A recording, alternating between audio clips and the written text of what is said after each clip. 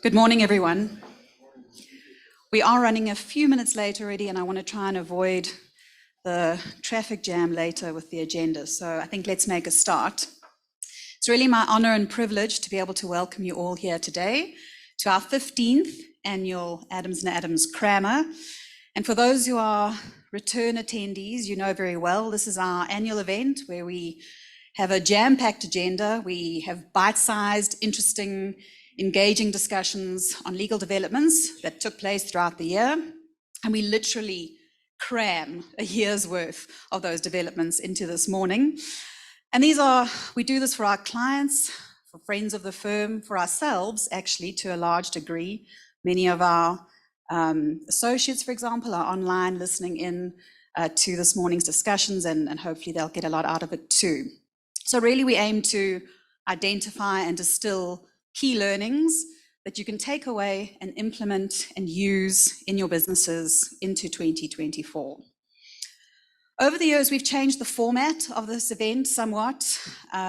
We really try and take into account the feedback that we get from you, so you will be asked later for feedback. Please give it. It's how we change things, remain relevant, make sure that it's above all useful for everybody who attends. We had a slightly later start this morning than usual, trying to alleviate some of the traffic concerns that people had in prior years. We've lengthened the event by an hour or so with a really fun and interesting session at the end of the day to keep everyone captivated. And for the first time, we are going to be streaming all 3 of the breakout rooms in addition to this main room. So welcome to all of our online attendees as well. It's really great to see the in-person attendees, but at least COVID left us with some good ideas, and being able to offer an online or virtual option is one of those. So the theme of today's Crammer is showcasing African enterprise. And this is a concept that we've been mulling around internally in the firm for some time this year. It came up in some sort of introspection that we've been doing about who we are, what is our brand identity, where do we want to go, how do we service our clients better? And we kept on coming back to this concept of enterprise. Now, the meanings of the word enterprise include a project or undertaking, a business or company, but also initiative, resourcefulness, energy, and creativity. So really, we feel it can refer to ourselves and our clients, but also very much what it is about our clients that we at Adams and Adams seek to protect, as well as being the very essence of what we celebrate about ourselves and what we hold dear. So it's something central to who Adams and Adams is as a firm. We've always said we don't practice law by the book, but we are driven by writing the book.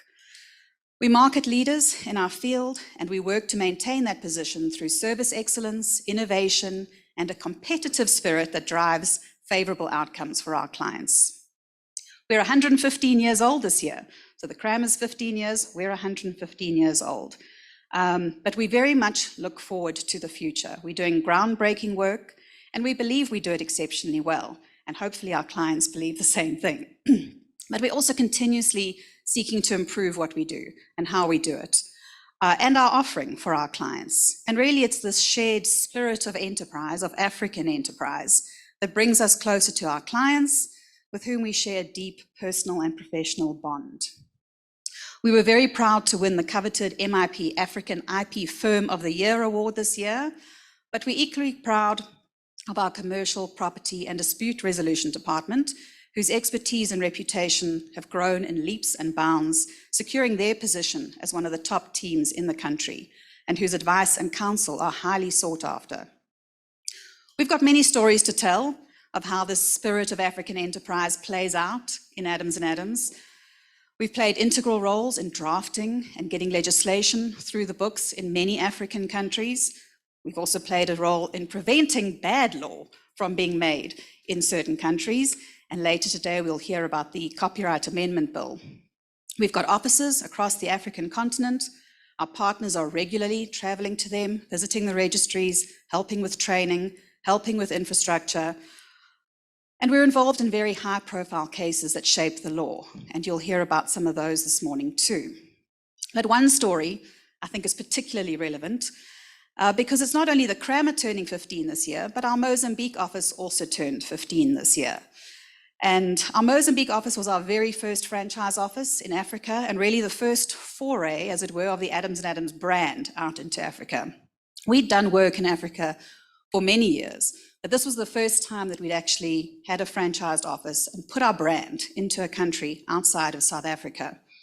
Some of us traveled to Mozambique for the birthday celebrations earlier this year and visited the local registry. And there the story was widely known and told that when Mozambique first started accepting trademark applications in 1999, two of our partners, Simon Brown and Megan Woodake, traveled to Mozambique. They were standing outside the registry doors when they opened on that very first day with a bag of cash, I might tell you, because they had no idea how they were going to arrange payment for the trademark applications, walked into the registry and filed the very first trademark application ever in Mozambique. Now, they had a few applications to file that day. Our clients were eagerly awaiting this development in Mozambique. And for once, I forgave them for not putting the interests of our clients first. They filed the trademark Adams & Adams as the very first trademark in Mozambique. Now that's the spirit of African enterprise. And this spirit of enterprise, of innovation and entrepreneurship is also something that is done so particularly well in Africa. From the father who fashions a toy for his child out of wire to the best innovation and technology in the world. There's so many examples of African enterprise and so many opportunities that our wonderful continent has for us. And so that led us to our theme of showcasing African enterprise. And our agenda today is certainly aimed at reflecting that and showcasing that. Our guest speaker this year, Brent Lindeque, is widely known as the Good Things Guy. He will showcase how African enterprise, rich in history, culture, and diversity, is uniquely placed to drive innovation, diversity, and economic growth. We have updates on cutting-edge cases from some of our top lawyers, the latest developments in anti-counterfeiting, design protection, the Financial Institutions Bill, the BRICS Summit, generative AI, which everybody's talking about, and so much more today. And in a stroke of genius from our marketing department, even the building we're in today is on theme. We're in the 4th tallest building in Africa and the tallest in South Africa and Sub-Saharan Africa. So this iconic and inspiring building is itself a symbol of African enterprise. So as you move through the morning sessions, please keep our theme in mind and consider how this spirit of African enterprise might move you, might apply in your daily lives, and of course in your businesses. Your very presence here today means that you have the spirit of African enterprise, which is learning, growing, advancing, doing better, and being better. And with that, I'm not going to stand in the way of you and our exciting agenda. I'll simply once again say welcome and enjoy. Over to you, Lita.